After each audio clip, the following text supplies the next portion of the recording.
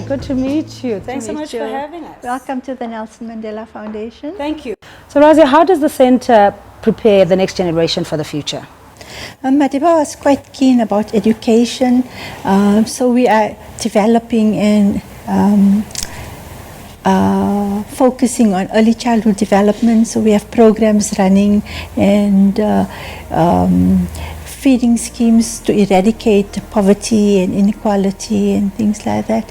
So it's an investment in the skills and the development of young people from a very young age, right through to high school and through to university as well. You know, with the Fees Must Fall Now campaign, student debt has been written off, and there's an injection of money into the education sector. Is this something we can take as, a beacon of hope? Yes, I would like to think so.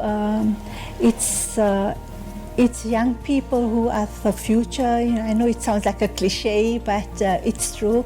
We have to invest in young people and their development, and that will see us through the future. Mm-hmm. And Mandela was a proponent of saying that once you've overcome one mountain, there's always another challenge. How do we draw from that characteristic? Yes, so it's about resilience, about tenacity. So you know that the problems are huge and looks almost insurmountable. So if you break it down into steps, and you know that if you climb one mountain, you know there's another mountain to climb, but you're prepared for it. Mm-hmm. And you prepare by collaborating as well. He was very much about getting organizations together towards one common goal. Yeah, Madiba had the instinct to listen to all voices, so he wasn't just listening to one voice. So everything has more than one side to it. So to listen to everybody and then to come up with a common solution, because you share one country, one nation, one world. So we all live in it, and we need to find the solution to those problems together. What would you like people to walk away with, having visited the center? I think to understand that Madiba was a complex person. He wasn't just your cuddly grandfather that some people seem to think he was, that he thought deeply about issues, and that he loved everybody. So he was always positive. He always found the good in the person.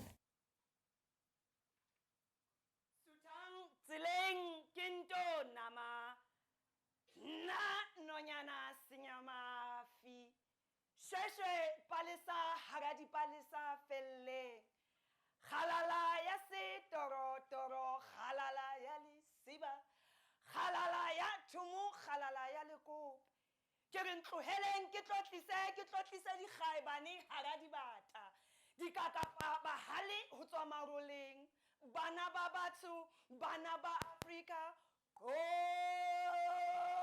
go on the last tip of Africa, there's a land that brings the world together, unique in its culture, unusual in its humanity. On the south part of the motherland, there's a beautiful country that stands tall like a tree rooted deep in its roots, a place where people drum and drum to sing the sun down. Here toil sons and daughters of the soil, who plant and build by forming seas, who grind and grill by making mountains. These men and women swiftly move from rural blues to township slogans, to plait and twill the fabric of our society, so that you and I, their community, their home, their heart can echo 100 dreams of its children at the back of its nation's economy. Let every African child know the names of our heroes and heroines, so that we can call them by their clan names, just like we have called Madiba 100 times.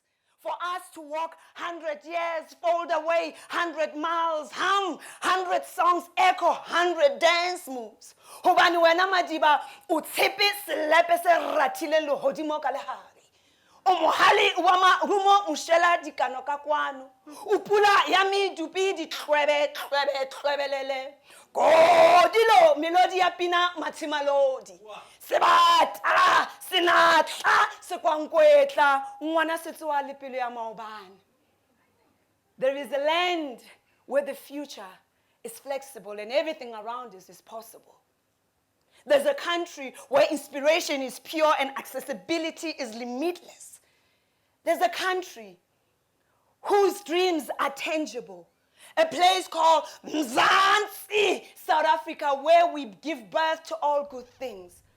For we inspire economic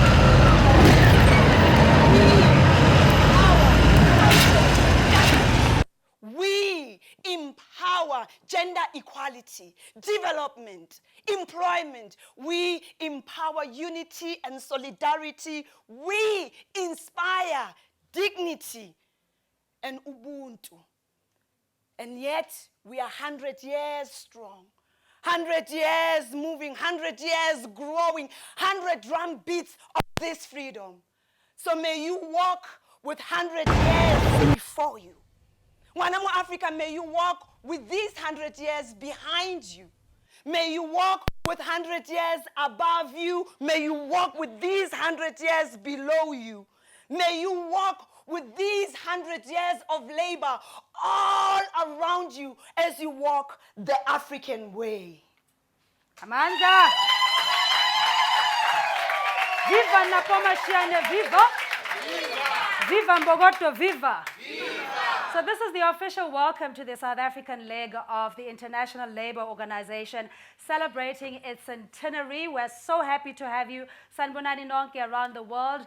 Bonjour, namaste, ni hao. You're most welcome here in Mzansi, South Africa. My name is Cindy Mabi, and I'm your host.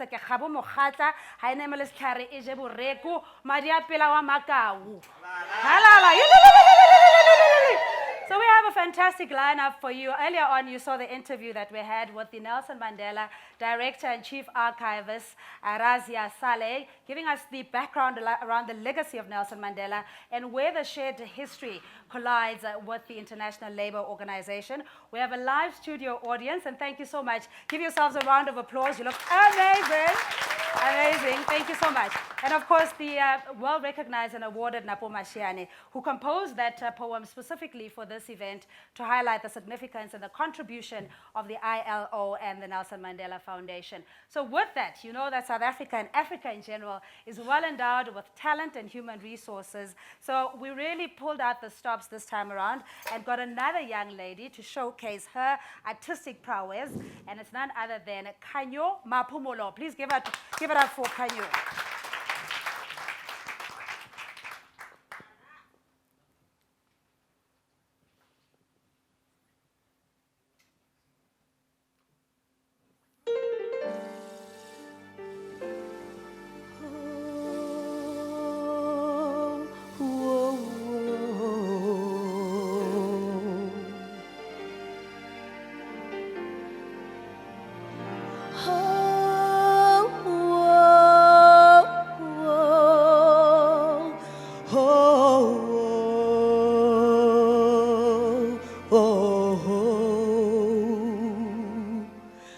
I've traveled many worlds, never have I seen such beauty anywhere.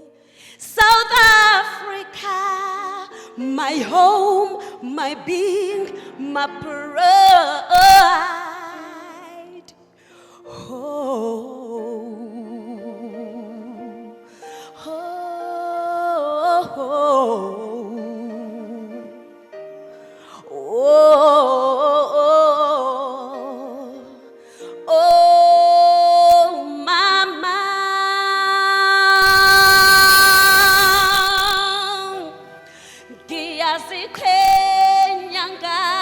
Mzansi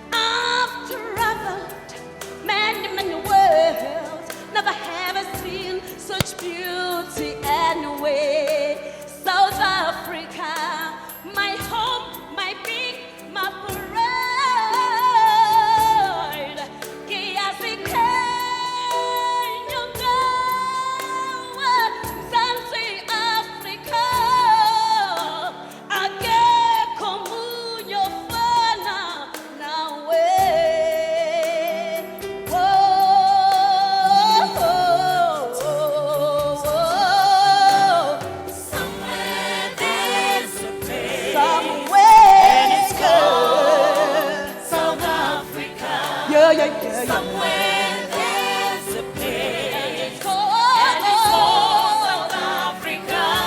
It's called South Africa.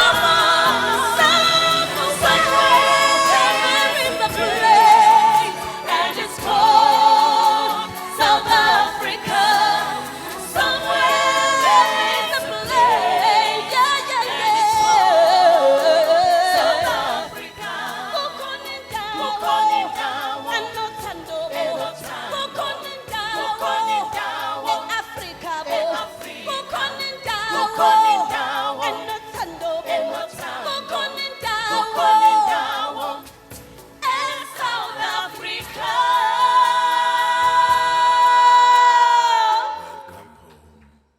Thank you very much.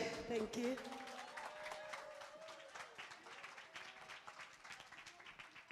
United Choir of South Africa, Kunendawo. There's a place that is full of love and Ubuntu. Mandela people, the Rainbow Nation, a miracle nation indeed. So please give it up for Kanyo Mapumulo. She'll be back a little bit later on. And as we mentioned, we try and cover all aspects of the ILO in its 100-year centenary, and also celebrating Nelson Mandela's centenary last year in 2018, and how they all come together and they shared history.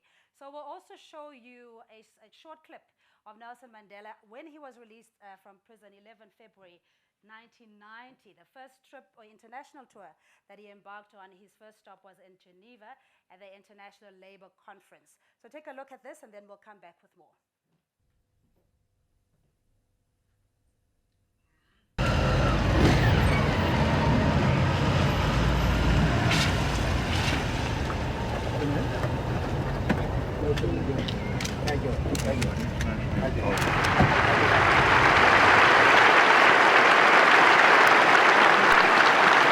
We wish to make this undertaking that the new South Africa will have to ratify the conventions that the ILO has adopted over the decades to ensure that the humane purposes intended by the promulgation of those conventions are realized in our country as well.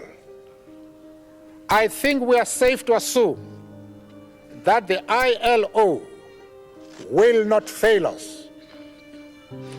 I say this because you have already established a tradition of assistance to and cooperation with us, which we are certain will continue.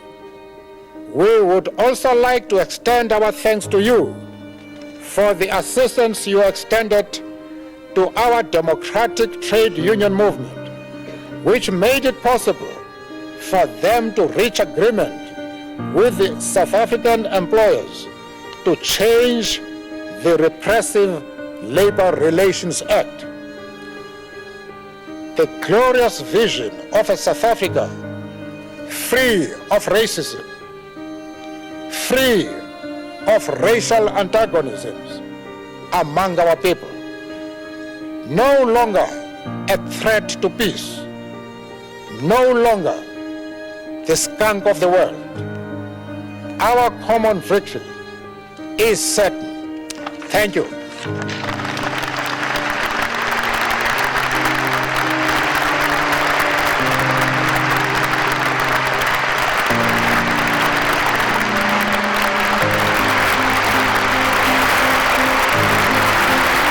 And visuals there of Utatu Nelson Mandela speaking at the International Labour Conference in 1990 in Geneva. And of course, that was a very tumultuous time in the transition to our democracy, especially in 1990. There was also the killing of SACP leader Chris Hani, many things that could have led to a bloodshed in the country, but somehow, miraculously, we were able to have a smooth transition. But to give us a perspective of what it was really like in the 90s, and as I mentioned, the transition to democracy, we have Mr. Herbert Mkhize. Please give him a round of applause. Thank you very much. It is indeed one thing to have the right to vote and win the election, but it's totally something different to run a country, to run a government. ANC became the government in 1994, as we know, it was a liberation movement. Most of its structures were outside of the country. They had no experience at all of how to run a country. To gain this kind of experience, you had to look deep into who your friends are.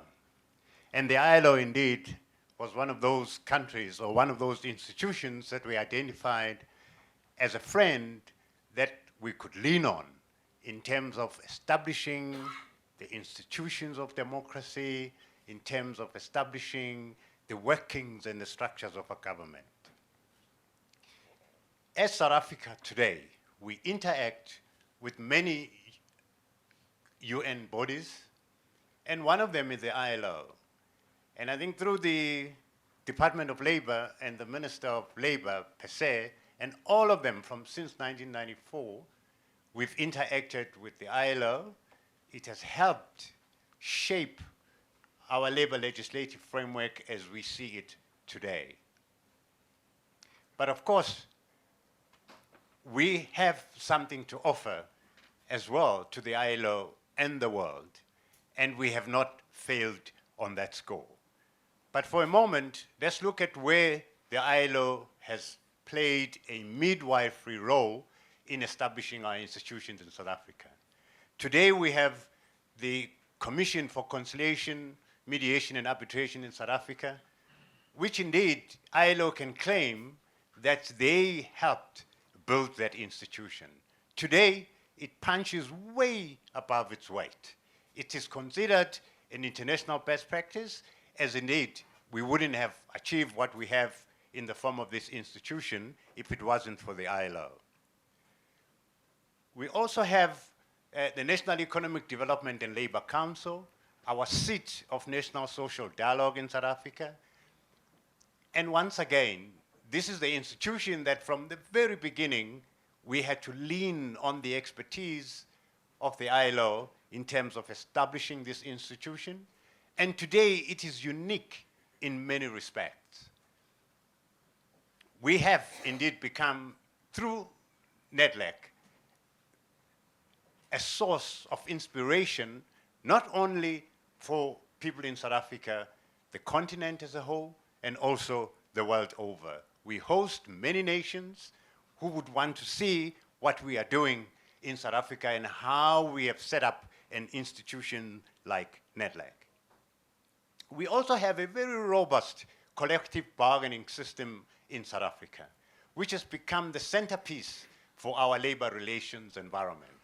And indeed, if it wasn't for the experience and the expertise that we drew from our relationship with the ILO, it wouldn't be where it is today. Of course, it does have its own challenges, and indeed it will have challenges because the environment within which it operates also changes. But it's not usual that anything that is 100 years continues to be relevant. It's not usual that anything that is 100 years and over continues to be fresh in terms of its approach to current affairs. It is amazing that indeed the ILO, after so many years, it remains as relevant today as it was 100 years ago when it was founded. It's amazing, we do have an organization also in South Africa and in African continent that is more than 100 years, and it remains very relevant. And that organization shall remain anonymous for obvious reasons. So the ILO and this organization indeed have shown us that it is possible to live beyond 100 years. But of course, as our President Nelson Mandela taught us, the ILO has climbed many great hills, but only to realize that there are many more hills to climb. Indeed, if we look in our own backyards and things that have come into being through our relationship with the ILO has indeed climbed many great hills, but this is not the reason for the ILO to be complacent, because there are many, many more hills to climb. And closer home is the artificial intelligence challenges, which others call the fourth industrial revolution.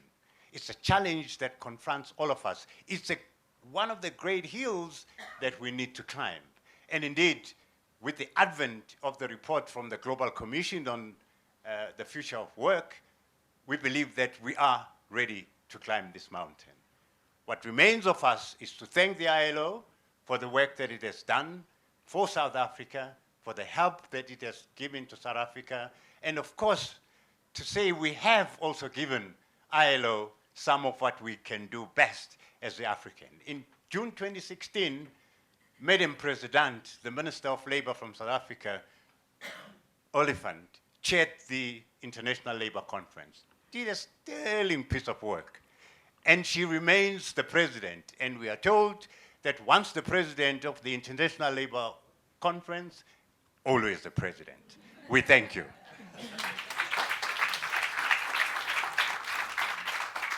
Thank you so much, Mr. Mkhize, for that perspective, giving us a synopsis really of the past and the trajectory of the movement, the ILO, including the Nelson Mandela Foundation, where we've come as a country and where we are heading. Coming up, we'll have a panel discussion with our esteemed panelists and looking at the Future of Work initiative by the ILO, primarily looking at things like the fourth industrial revolution, getting young people also in the mainstream economy, ensuring that we have the requisite skills for the industry as required. But before we get there, though, we did say that this is a celebration in earnest, and the only other way we know how to celebrate best is by song and dance. And so we'll bring back Ukhanyo, and feel free to get up on your feet and across the world for that matter, because this is a song, a classic, by none other than Uma Miriam Makeba. It's called Para Para, Touch Touch. Please give it up for Khanyo Maphumulo.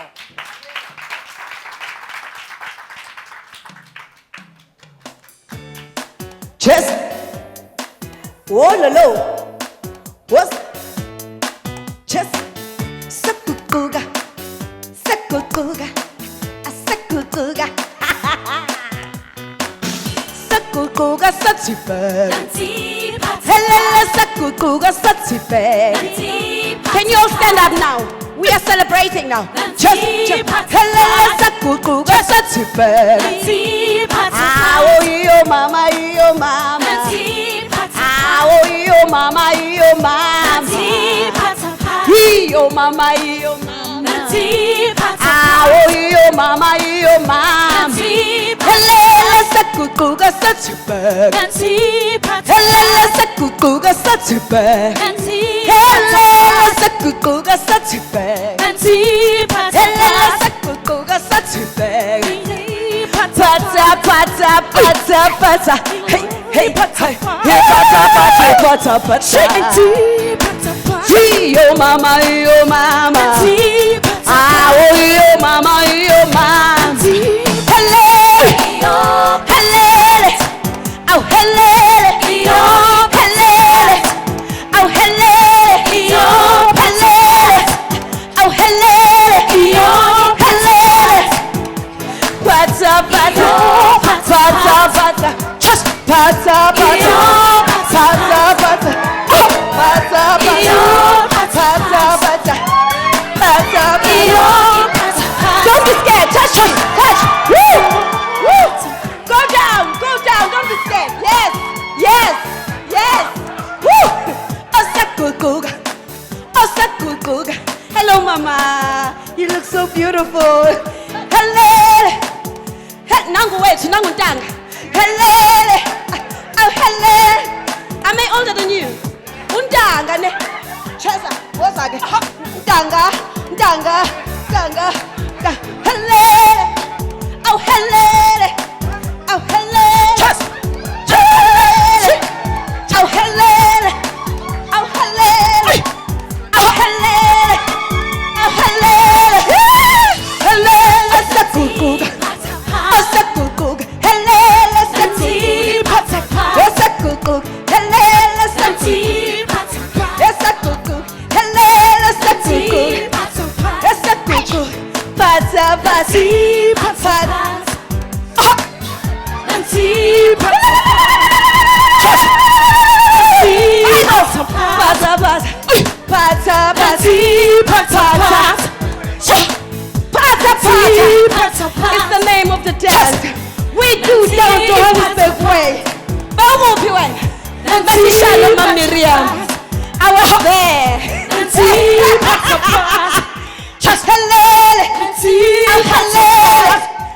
Thank you so much. I hope you had fun. Wow, thank you so much. Thank you so much, everybody. You may be seated. Oh, wow, it's really electrifying here in the room. And thank you for indulging us as we celebrate the centenary of the ILO and also reflecting on the future of work initiatives and looking at the perennial problems that we have as well. Because as you know, according to the United Nations and lived experience, that South Africa still remains the most unequal society in the world. And in the words of our father of democracy, the founding father of democracy, Dr. Nelson Mandela, who had said that poverty alleviation is not a task of charity, it is an act of justice. So there is tremendous injustice when people don't have employment and there's indignity, they're not able to fend for themselves. So to join us for this plenary discussion, and you're most welcome to tweet, it's hashtag ILO100, hashtag ILO100 here in South Africa. We're joined by Honorable Minister of Labour, Mildred Willifant. We also have Tanya Cohen. She is the CEO of Business Unity South Africa. And we have the President of the Confederation of Trade Unions in South Africa, Zukiswa Losi. So good evening and good day. I mean, it's different time zones. So welcome to all of you. Let's just start with you, Minister. Just looking at the initiative by the ILO of the Future of Work initiative, where does that place South Africa in looking at these challenges that we mentioned?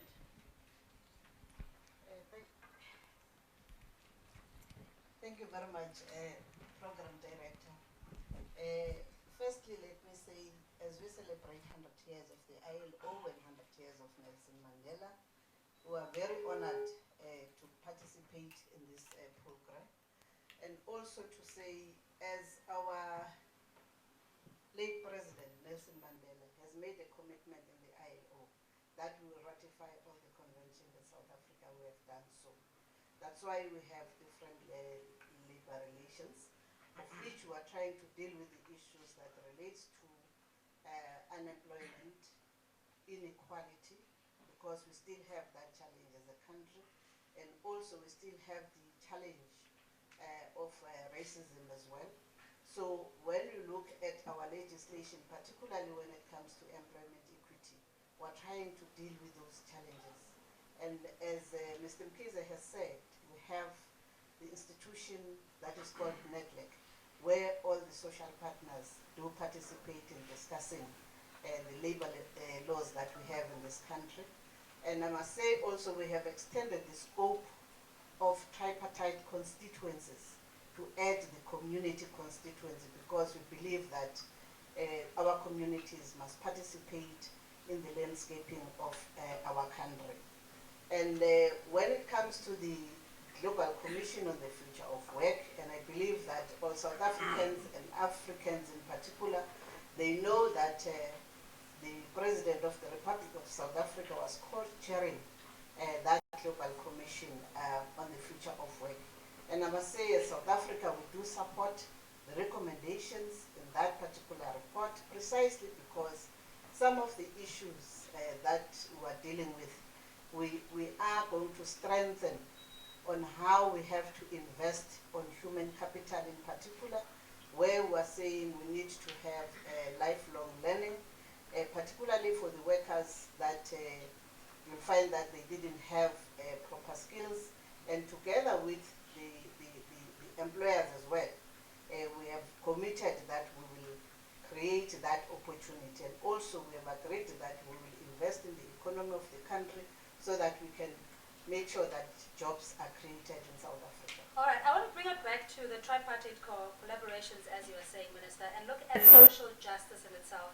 You talked about the community aspects of trying to find solutions that are tailor-made for the circumstances what we have. But from a labor perspective, let's look at gender parity, and also when it comes to income, there is still that disparity in terms of gender, even race. So give us a scene setter as to where we are. Thank you very much. I think on the issues that the minister has raised, indeed, in relation to conventions, there is, if we want to deal with social justice, we have to address I've noted 3 conventions. The Convention 87 on the right to strike, Convention 98 on the right to bargain, on collective bargaining, Convention 100 on equal pay for work of equal value, and also Convention 2000 on maternity protection. Because social justice for us means justice, equality, and dignity for workers. And if we fail, and I'm going to even broaden it to the sub-region, in the SADC region, and also in the African continent, if we fail to implement even what we have ratified, we would have failed social justice. Because if workers are unable to have collective bargaining, if workers are unable to go on strike, if people do not enjoy maternity protection, then if there is no equal pay for work of equal value, then social justice, the meaning of it, gets eroded away. So we are saying also, with regards to the future of work, we are happy that the cornerstone of it is around, it's a human-centered agenda. It talks about focusing on humans' capabilities. And if you want to address social justice, you have to ensure that people are skilled, people are reskilled, workers who are working and producing the wealth of each country do not go home and live in poverty, because that would not be social justice. Yeah, and at that perspective, from a labor point of view, one could argue that there had been a perception that there is an acrimonious relationship between business and labor, primarily when labor is withheld in order to deal with issues around negotiation or bargaining table. So Tanya, in your view, social justice and where business can really step up a notch in securing jobs, making sure that there's decent employment and the relevant protection. So I think, first of all, just to take us back a little bit in terms of where we've come from as a history, because I think that determines where we go to going forward, is that I think we've got to acknowledge today that we celebrate 100 years of the ILO. We also are in the year of celebration of 100 years of Albertina Sisulu, as well as Utata Nelson Mandela. And next year, the IOE, International Organization of Employers, also celebrates its 100th year.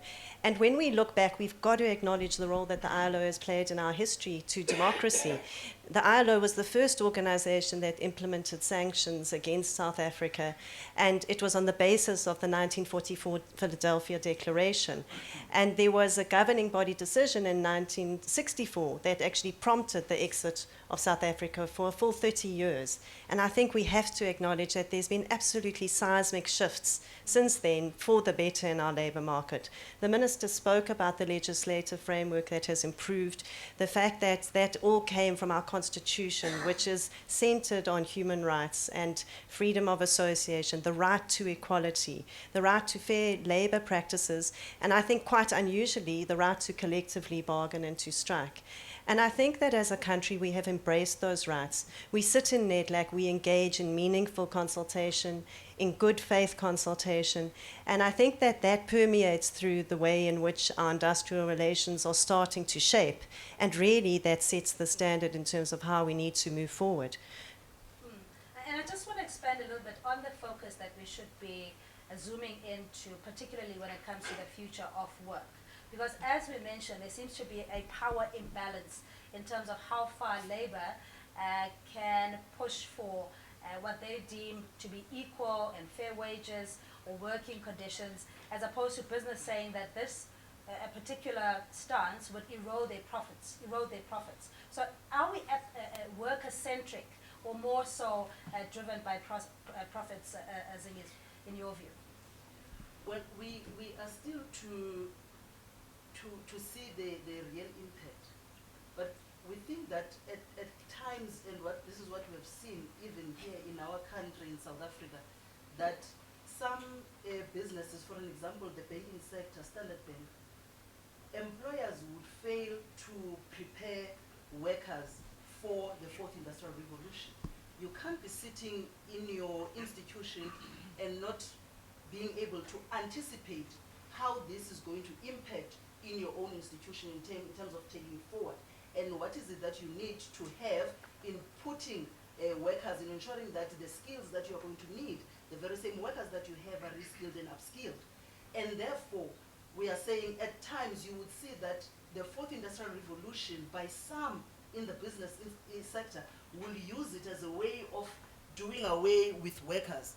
Probably others bringing them back under the national minimum wage. And we hope that it is not the case, because our fear has been that workers now, since we have agreed on the national minimum wage, with the future of work and the fourth industrial revolution, workers have lost jobs.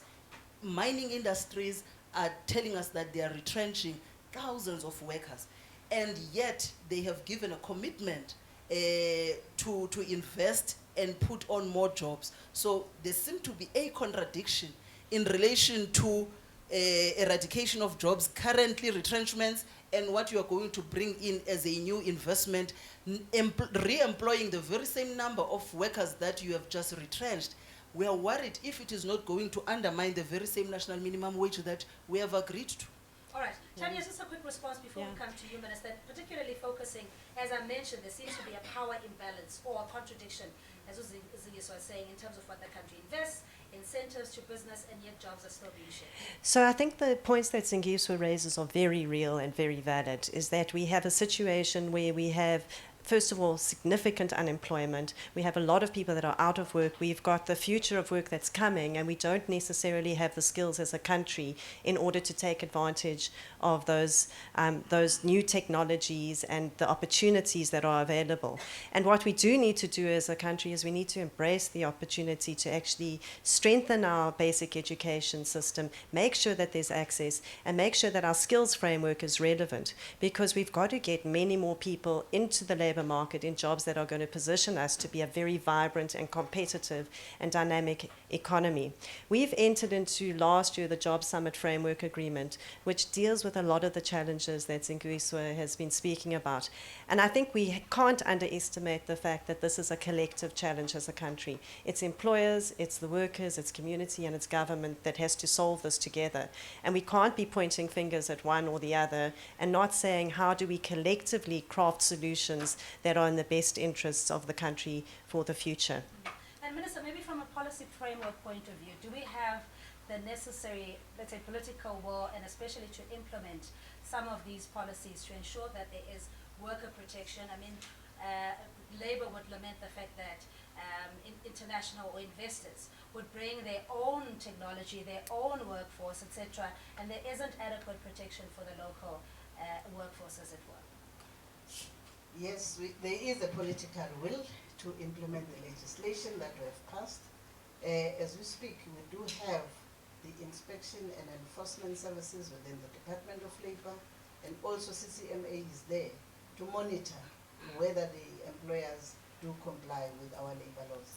For example, when you talk about the employers that will retrench because of the national minimum wage, and at a later stage re-employ those workers, they must have a clear understanding that when we talk about the national minimum wage, is to support and strengthen the collective bargaining. But when it comes to the minimum wages in different sectors, for example in the mining sector, where they have bargaining agreements, the minimum wage will be based on that agreement, not that they have to reduce the salaries of the workers. So that must be very clear. And at the same time, the reason why we have Labour Relations Act is to try and make that working relations between the employers and the employees. Because what we have seen that in certain instances there will be that conflict between the employers and the employees. So that's why we have this legislation. I think what we have to do as the government in particular is to strengthen the capacity of our inspection and enforcement, and also the capacity of the CCMA through the budget, because the challenge is that we don't have enough budget as the Department of Labour. If South Africa can decide that we can give a huge budget for those two institutions, then we can be able to enforce the laws that we have in the country. Cindy, can I go further than that? Because I want to add to what the Minister said. It's not only about strengthening the capacity of the Inspectorate and the CCMA, which is really important, but it's also about strengthening our national capability to actually implement those laws in the manner in which they were intended. And a lot of that has got to do about the enabling environment for sustainable enterprises. How do we grow businesses, and how do we make sure many more people are brought into the labour market? I just want to come back to the point where, especially when it comes to innovation and creating much needed employment. We've had a very sluggish, jobless economy for many years. I think it's now even been reduced in terms of the forecast to 0.10 in terms of economic growth. How would the perpetual circumstances are we going to turn things around? And I say this purely because we've always spoken about a Bantu Pele principle, leave no one behind, ensure that you create a conducive environment for investment, and yet we're not seeing the necessary impacts in it. So what are we missing? What are the challenges that keep stagnating the progress when it comes to decent work and employment? I think, Cindy, also for us as organized labor, the issue, if we want to deal as the country with the high levels of unemployment, we must first acknowledge what we have, the natural resources that we have in our country. I don't think we are really tapping into what we have. We are more exporting than really creating a value chain in the economy. For an example, we would have a large number of exports in terms of steel, and what we import is more in terms of the finished goods. What would really be a justification of us, the utensils that we are using to eat, your fork, your spoon, that we will buy it from China when they have just produced it out of our own steel that they are importing from us?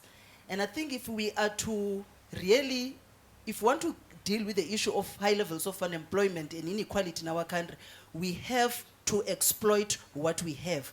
The natural resources that we have, can we create value chains? Can we re-industrialize? Can we connect Africa itself? Can we connect the region itself? There are many opportunities. Africa is rich, but if we don't take an opportunity of connecting Africa, of ensuring that we trade amongst ourselves, of ensuring that we have our own currency that we will be using as the African continent, we make it strong, we strengthen it, and ensure that even if we were to deal with the dollar, it does not undermine the capability that we have. No one will dictate to us. Secondly, we are raising the issue of workers that are not skilled.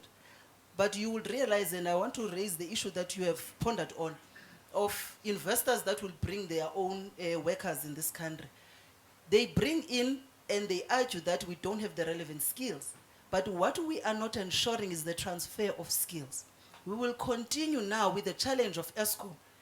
We were told that the crisis that we're facing at ESCOM needs people, that engineers outside this country, because the ones that we have do not have the necessity, the capacity, and the skills. And we're saying it cannot be correct. Universities in this country are producing graduates, masters. Currently now, all universities, people were graduating. So what is it that those people are learning?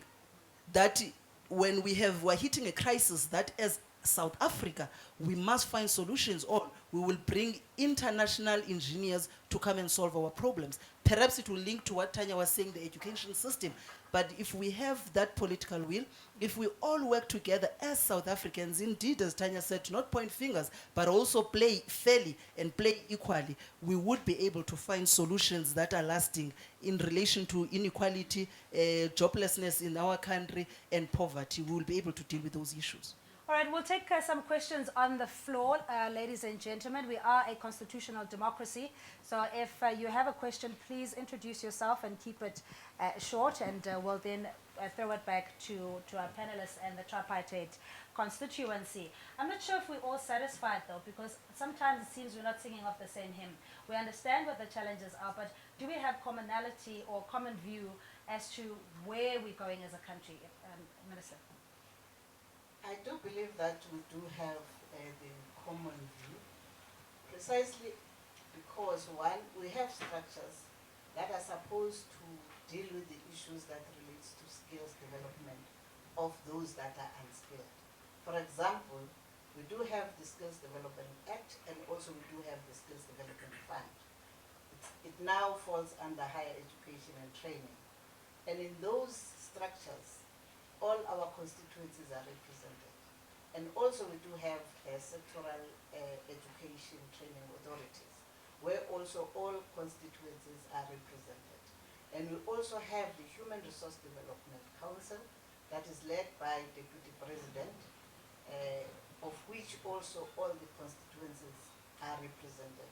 And I think all what we have to do is to say, going forward, how should we implement all the agreements that we have reached as different constituencies?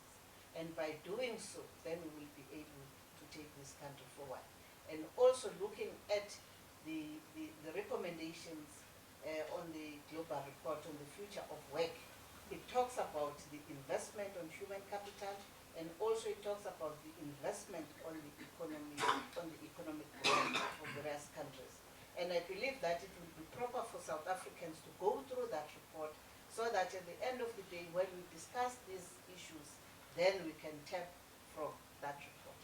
So we're not taking anything away from the Constitution. It's lauded around the world to being second to none. And also, but we know that in terms of application, considering the bitter history of this country, it's not necessarily servicing that transformational leadership quality that we require. So Tanya, give us a sense that yes, 100 years of International Labour Organization, fantastic policies and reforms, and achievements in terms of labor protection, social justice, and decent work, that the millennials are very frustrated and impatient. We saw what the fees must fall. We're talking about issues around land expropriation without compensation. There is huge pressure that South Africa can no longer ignore the unfinished business. So in your view, where does that leave us? So I have to agree with the Minister, is that we've got the legislative frameworks, the challenge, and we've got the agreements, the challenges in the implementation and how do we do so better. But I think we've got to recognize that we still suffer the persistent effects of apartheid. It's reflected in our education system. It's reflected in the structure of our economy, which is largely skewed against black people, against women, against youth, against inclusion of small businesses in the economy. And I think we've got to recognize that our policy framework is very, very difficult and complicated for businesses across all sectors and sizes. So there's a lot of work that we need to do as a country to move forward. I think part of the solution there is around collective engagement. How do we engage in dialogue, which we do, but we need to really deepen that into meaningful solutions and lasting solutions and enter into that compacting process. And I think we've got to be ready to let go of some of the constructs that no longer serve us, be they the policies, be they some of the traditional forms of how we employ, so that we can open up the labor market in a fair, in a decent way, but enable people to contribute in a way where they can really bring their skills and capabilities to the table. And that's what's going to take us forward as a country. Okay, and which are those the reforms that you're calling for in terms of, ease of business and labor? So I think on the policy front, there's a number of areas which are beyond probably the scope of today's conversation, but where really it's difficult to make investments because you don't have line of sight of where things are going to be going. So you mentioned expropriation without compensation. We need to have certainty in terms of how will that impact on property rights and how will that limit or enable investment. But there are a number of other policy areas, be it on the energy policy or health policy, where really we could have far greater and coherent policy frameworks in order to invest and do business. In the labour market, we've already started looking at active labour market policies. So we've seen the training layoff scheme that's been recently enhanced in response to the framework agreement and the Jobs Summit. We've seen some of the design of the national minimum wage is actually looking already to the future and saying, let's recognise that we're not only speaking about full-time indefinite employees, we're speaking about people that might be doing part-time work, that might be doing work through employment services. So those are the types of things we've got to be far more conscious of as we design our frameworks, looking forward to what we want to create rather than in the rearview mirror and what challenges have been in the past. I'll take your response to Tanya's comments. Actually, I wanted to also just bring in the issue that the President, Cyril Ramaphosa, raised in his State of the Nation address, which we welcomed as Labour, where he said government now will be focusing on the small, medium enterprises and also focusing more on exporting finished products and less on imports.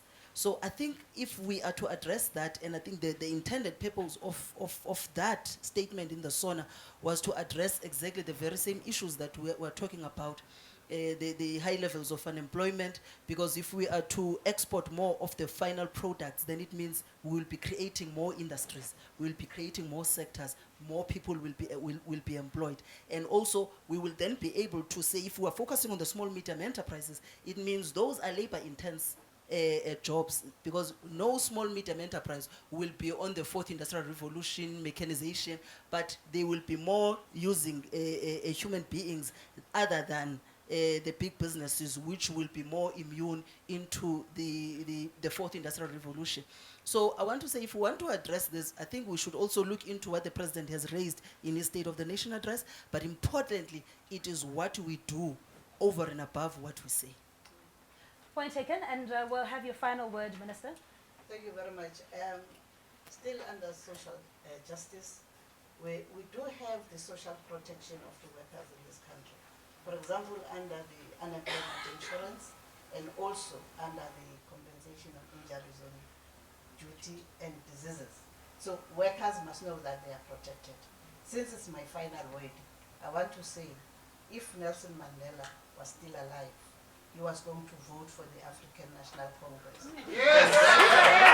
I want to say, all the workers of this country and all those who love Madiba, they must vote for the African National Congress. Long live the spirit of Nelson Mandela, long live. Thank you so much. Zingiswa Losi is the president of COSATU, and Tanya Cohen, the CEO of Business Unity South Africa and Minister of Labour in South Africa, and Mildred Oliphant, panelists. And thank you so much for indulging us as well. We're now going to get a youth perspective on the future and what young people aspire to see this country becoming. And before we hand over to our colleagues in Madagascar, in Antananarivo, where we'll just have a final word from a youth perspective. Over to you, Kialebo.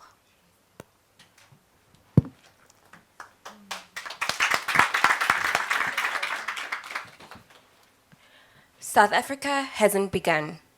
We need to start tapping into the portion of its true economic power and potential. We need to start thinking, what does the world need from South Africa? What local talent or creation or local asset do we have that the rest of the world needs? Let us take Nelson Mandela's legacy into the future by being positively disruptive, innovative, and still advancing peace, human rights, and equality for all. We are living on the periphery of our greatness, and I believe our potential is far, far greater. We are legs. Thank you so much, and that pretty much wraps up our live streaming tour here. It's been a 24-hour marathon of performances and sharing ideas with our colleagues around the globe. And thank you so much for being such a wonderful audience. And we'll wrap it up now with Kanyoma Pumolo as we bid you farewell here in South Africa and we hand over to our colleagues in Antananarivo. Thank you so much for watching and God bless you. Bahleli bonke etilongweni, bahleli bonke kwanongqongqo, bahleli bonke etilongweni, bahleli bonke kwanongqongqo, halala,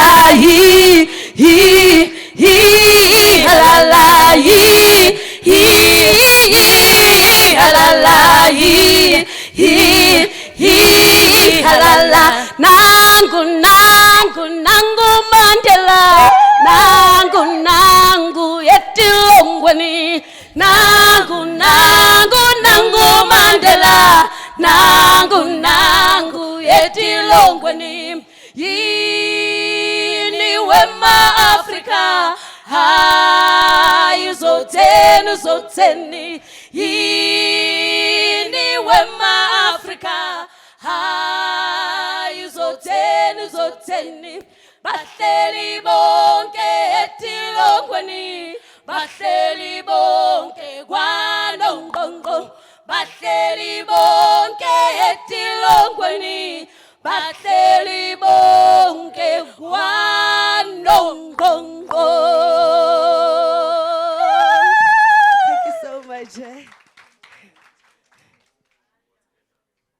the ladies.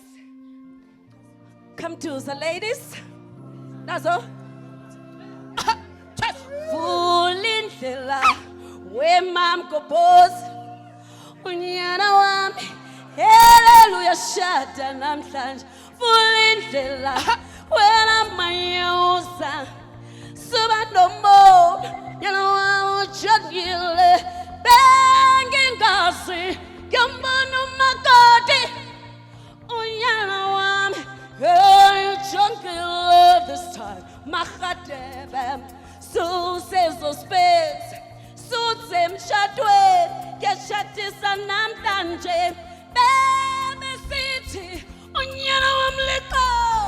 Baby city. Angeka shate fulinde. What's that?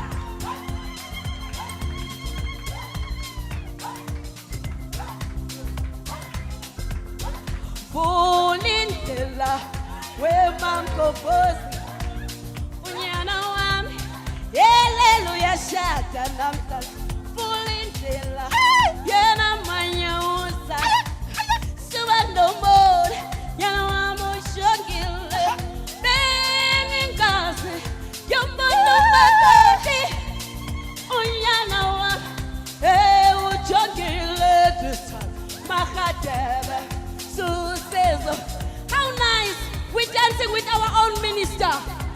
Can you stand up and sit down? Don't sit down, stand up. Everyone stand up in the house. You're Fulindlela. Fulindlela. Yeah. Wemam Mgobhozi. Fulindlela. Fulindlela.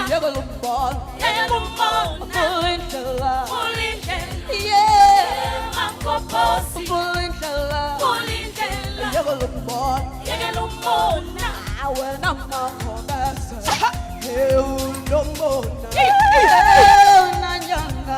Unentombi zodwa. Yo, Mgobhozi. Hey, unombona. Yeah. Hold on. My minister and my president together. Oh, no.